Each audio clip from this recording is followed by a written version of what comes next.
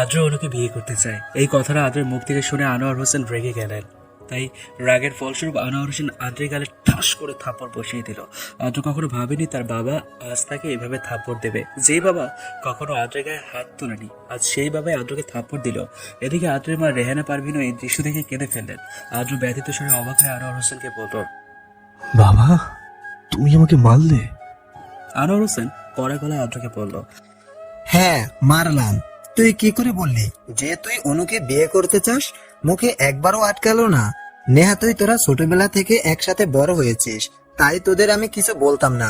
কাজিনরা গল্প আড্ডা করে ভেবে এত কিছু মনে করতাম না, কিন্তু আজ তুই বেশি অতিরিক্ত বলে ফেলেছিস।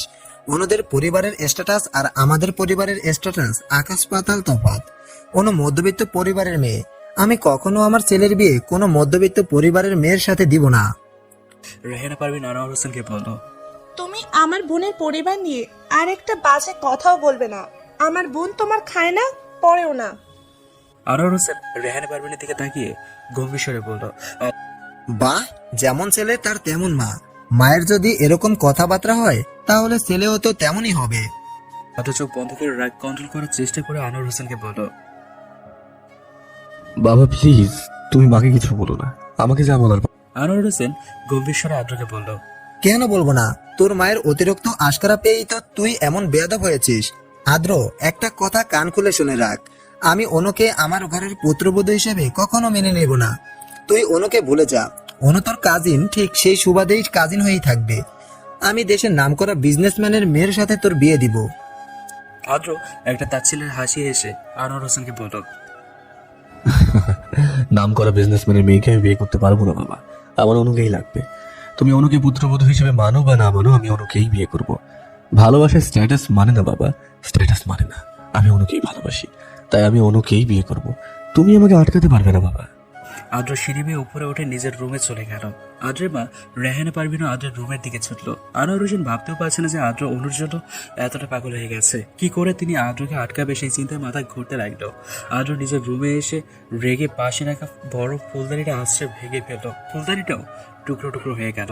আলমারির আয়নাটাও গিটার দিয়ে ভেঙে ফেললো। আদ্রের সবচেয়ে প্রিয় গিটারটাকেও আদ্র আশ্রে ভেঙে টুকরো টুকরো করে ফেললো। রেহানা পারভিন আদ্রের রুমে এসে ভয় পেয়ে আদ্রের হাত ধরে থামিয়ে দিয়ে বলল, আদ্র, এসব কি করছিস তুই? রুমের জিনিসপত্র ভেঙে ফেলছিস কেন?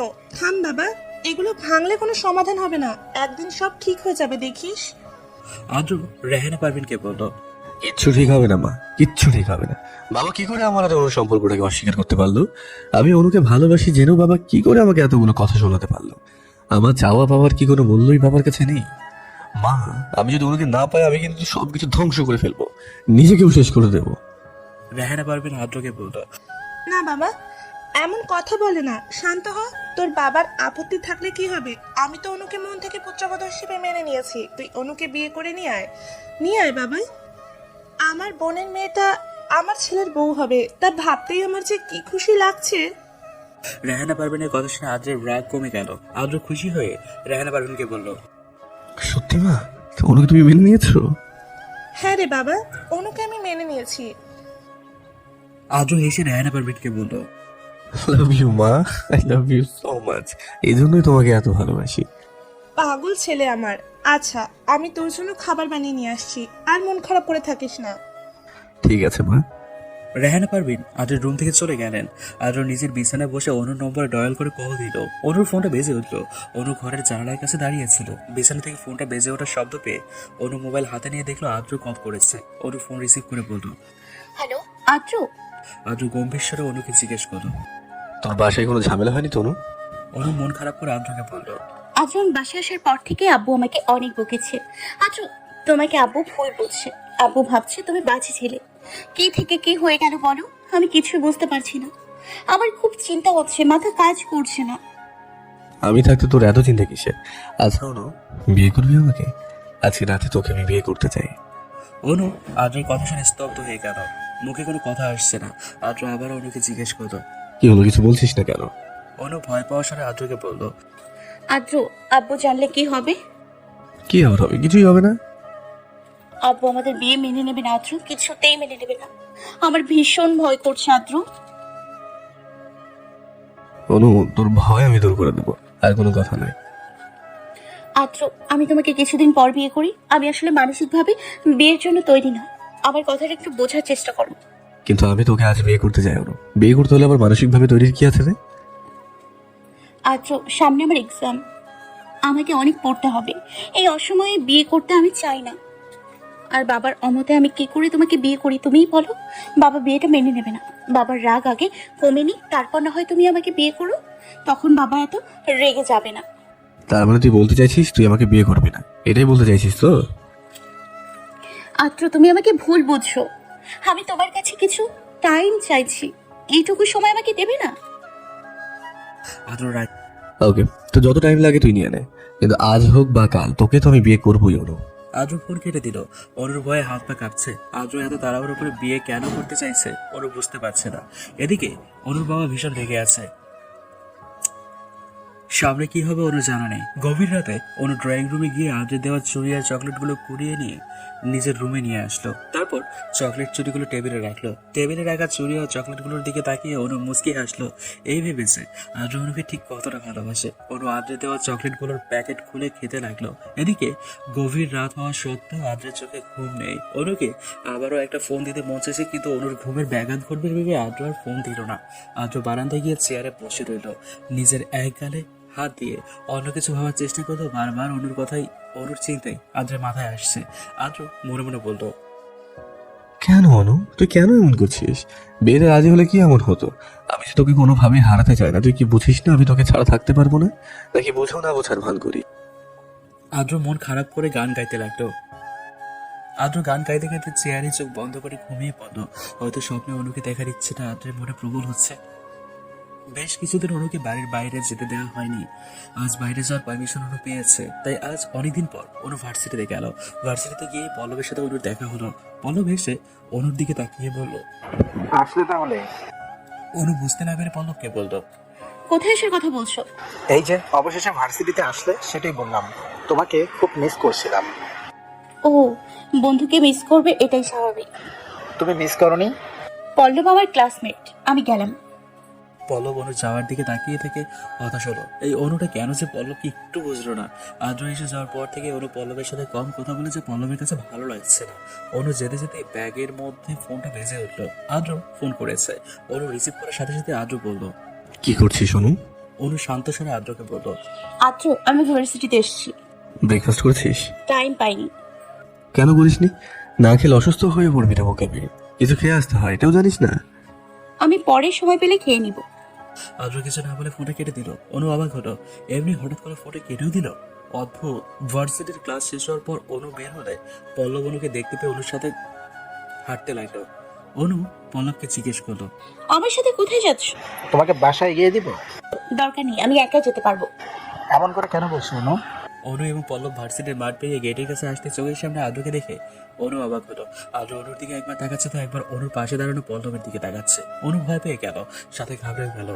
আদ্রের যে রাগ, এখন কি হবে? আদ্র রাগী স্বরে অনুকে জিজ্ঞেস করলো, অনু তোর পাশে দাঁড়ানো এই ছেলেটি কি রে? আদ্র রেগে কথা বলে অনু ভয়ে ভয়ে কেঁপে উঠল। আদ্রের চোখ মুখ লাল বর্ণ ধারণ করেছে। হিংস্র বাঘের মতো আদ্র অনুর দিকে তাকিয়ে আছে। অনু ভয়ে ভয়ে কাঁপা কাঁপা গলায় আদ্রকে বলল, আদ্র, ও হলো আমার বন্ধু পল্লব। আদ্র অনুর কাছে এগিয়ে এসে গম্ভীর স্বরে বলল, বাহ অনু, আমি বিদেশ যাওয়ার পরে আবার নতুন ছেলে বন্ধু জুটিয়েছিস, খুব ভালো তো। তোকে এবার আমি বোঝাবো এর ফল কি হতে পারে। অনু ভয় পাওয়ার দৃষ্টিতে আদ্রের দিকে তাকিয়ে শুকনো ঢোক গেল। এদিকে পল্লব কিছু বুঝতে পারছে না। পল্লব আদ্রকে পা থেকে মাথা পর্যন্ত খুঁটিয়ে খুঁটিয়ে দেখতে লাগলো। আদ্রকে দেখেই বোঝা যাচ্ছে আদ্র ভীষণ স্মার্ট এবং রাগী ছেলে। আদ্র দেখতো পল্লবের থেকে বেশি সুদর্শন। আগে পল্লব ভাবতো পল্লবের থেকে বেশি সুন্দর ছেলে মনে হয় কেউ নেই, কিন্তু আজ আদ্রকে দেখে পল্লবের নিজের প্রতি অতি সুন্দর ধারণা ভেঙে গেল। কারণ পল্লবের থেকে আদ্র দেখতে বেশি সুন্দর, স্মার্ট। তাই পল্লব আদ্রকে জিজ্ঞেস করলো, আপনি অনুর কে হন? আর এভাবে কেন অনুর সাথে কথা বলছেন? আদ্র পল্লবের দিকে তাকিয়ে রাগী স্বরে বলল, আমি অনুর হবু স্বামী। আমার নামটা বলবো? বলে ফেলি তাহলে আবার চিনবেন কি করে? হ্যাঁ, আমার নাম হচ্ছে সম্রাট হোসেন আদ্র। ও হ্যাঁ, আমি অনুর হবু স্বামী তো বটেই, তার সাথে আমি অনুর একমাত্র প্রেমিক। আশা করি বুঝতে পেরেছেন আমি অনুর কে হই। পল্লব মন খারাপ করে দাঁড়িয়ে রইল। আদ্রকে পল্লব ঠিক কি বলবে বুঝতে পারছে না। এদিকে আদ্র অনুর দিকে তাকিয়ে অনুর হাত শক্ত করে ধরে দাঁতে দাঁত চেপে শক্ত গলায় বলল, মিস আনিকা ফাহমিদা অনু, আপনার সাথে বোঝাপড়া আমার বাকি আছে, চলুন তাহলে। আদ্র অনুকে ভার্সিটির সামনে থেকে টানতে টানতে নিয়ে যেতে লাগলো। পল্লব এখন বুঝতে পারলো এই সেই অনুর ভালোবাসার মানুষ আদ্র, যাকে অনু ভীষণ ভালোবাসে। পল্লবের মুখে হাজারো কষ্ট নিয়ে অনুর যাওয়ার দিকে তাকিয়ে রইলো। আদ্র অনুকে টেনে নিয়ে যাচ্ছে, কিন্তু পল্লব কিছু বলতেও পারলো না। কি বলবে? অনুর উপর যে পল্লবের কোনো অধিকার নেই। এদিকে অনু আদ্রের হাত ছাড়ানোর চেষ্টা করছে। আদ্র এমন ভাবে অনুর হাত শক্ত করে ধরেছে, যার কারণে অনুর হাতে ভীষণ ব্যথাও করছে। আদ্র গাড়ির দরজা খুলে অনুকে গাড়িতে ধাক্কা দিয়ে ফেলতো। অনু গাড়িতে হুমড়ি খেয়ে পড়লো। অনু ব্যথা পেলেও কিচ্ছু বললো না। অনুর ভীষণ ভয় করছে। অনু আদ্রের দিকে অসহায় দৃষ্টিতে তাকিয়ে রইলো। আদ্রকে ভয়ে কিছু বলতেও পারছে না। আদ্র গাড়ি ড্রাইভ করতে করতেই বলল, তাই তো বলি, আমাকে কেন তুই বিয়ে করতে চাস না? নতুন প্রেমিক জুটিয়েছিস, এজন্যই আমাকে আর ভালো লাগে না, তাই না? অনু অবাক হয়ে আদ্রকে বলল, এসব তুমি কি বলছো আদ্র? পল্লব আমার বন্ধু, এর বেশি কিছুই নয়। একদম চুপ। পল্লব যদি তোর বন্ধুই হয় তাহলে তুই আমাকে বিয়ে করতে চাস না কেন? এই পল্লবের জন্যই তো, নাহলে কাজ জন্য?